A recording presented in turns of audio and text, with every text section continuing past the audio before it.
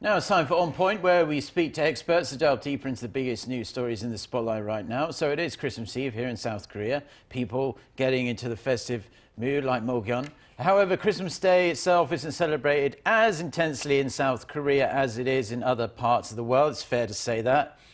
It's generally more seen as a day for couples to get together and enjoy some time with each other.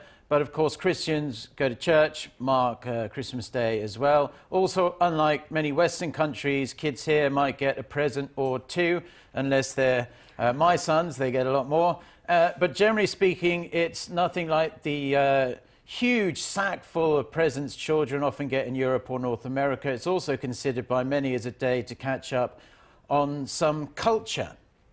And during the season, people in South Korea enjoy taking in some opera, and arguably the most famous song of the festive period is Silent Night. And that's why we have invited on today's guest.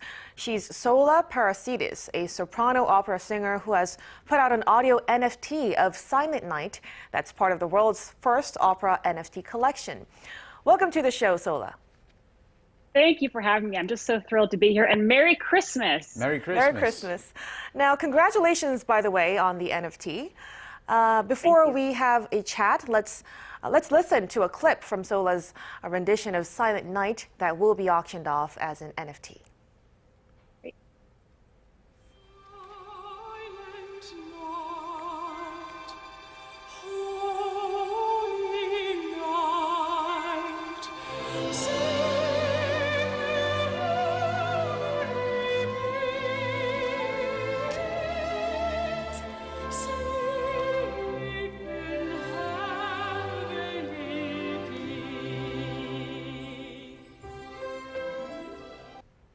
Wow, the song sounds wonderful, and you must be very proud to be part of history.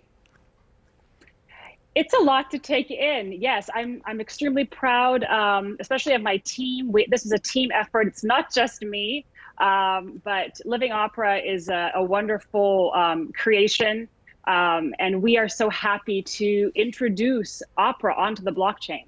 So Sola, we'd imagine you'd normally be busy performing in front of audiences at this time of the year, but unfortunately, the pandemic seems to have put a stop to that. Has COVID-19 badly affected the opera business these past couple of years, and have you been able to perform live in front of a crowd? It's really been difficult for the entire sector.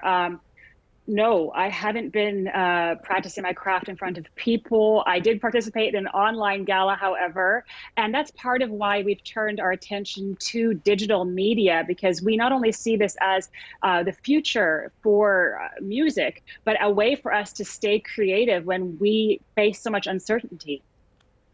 Now, as a performer of the fine arts, having that special magical connection with the audience and seeing their reaction must be absolutely joyous, and why you love performing so much. There's also the monetary aspect that you're missing out on because you're not getting paid to do these shows in front of thousands of people. So how have you adjusted to all the changes that have been enforced upon us, and especially you as a professional opera singer? Well, it's been really challenging, as I said, for the whole sector. And I really miss the audience. I love to sing for people, and I really love singing for children, especially. It's so fantastic to see children engage with classical music and see their little faces light up. And of course, financially, it's been really challenging. For me, it's been different than for other people, because during the pandemic, I launched my business, Living Opera, which we say is an art tech company producing multimedia content for emerging opera singers and educational content to let people know about what it takes to be an opera singer. So I was very busy, but just from singing, yes, I mean, our income was basically eliminated, and we don't know as a sector when we will recover. And so there's always uncertainty in the life of a performer, but this is doubly uncertain at the moment. And so let's also just talk more about the NFT collection you're a part of. Did you pick the song Silent Night yourself, and how did the project all come together? Right. Well, when we wanted to produce our first album as the company Living Opera, we were first going to go in a different direction. We were going to actually work with an orchestra in Munich to produce a German opera album because I specialize in German opera, Strauss and Wagner. But as I sat with the team, we decided as a group that this was perhaps the wrong time for that project, and it might be better to do something more relatable and uplifting. And so we arrived at a Christmas album. And we thought, what better to encourage and uplift people after the last couple of years, but with Christmas carols reimagined with all new orchestration and the operatic sound that is so powerful and so gripping. And so we have decided to launch this as a full album in 2022. And we wanted to start with Silent Night, just because we love that song. And I felt very confident that this would be a great vehicle for rallying people around the project. Now, finally, it's been on the tip of everyone's tongue throughout 2021, NFTs. Do you see NFTs becoming a real big part of the performing arts, especially during times like this? And do you have any plans to do more of this in the future, perhaps bring out a collection that is entirely your own? Yes, well, two things. I really think anytime we create things online, they should always point to something we can experience in real life. And so one of my goals in creating digital assets and NFTs is to point people back to the concert hall when we will be able to gather. So anytime I'm imagining a project, it's always to get people together in person.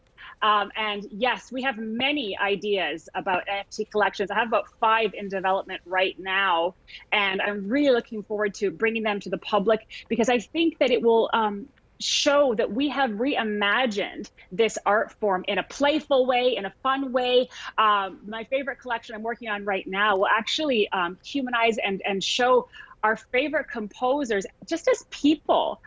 For example, many people don't know that Bach was an extreme coffee lover, or Beethoven was very particular about his soup. And so we are going to explore that with digital art and classical music paired together. Well, Sola, it was a pleasure to speak with you. Merry Christmas and best of luck with your NFT auction, and hopefully we'll see you back on stage in front of capacity audiences very soon. I would love that. Merry Christmas. Merry Christmas.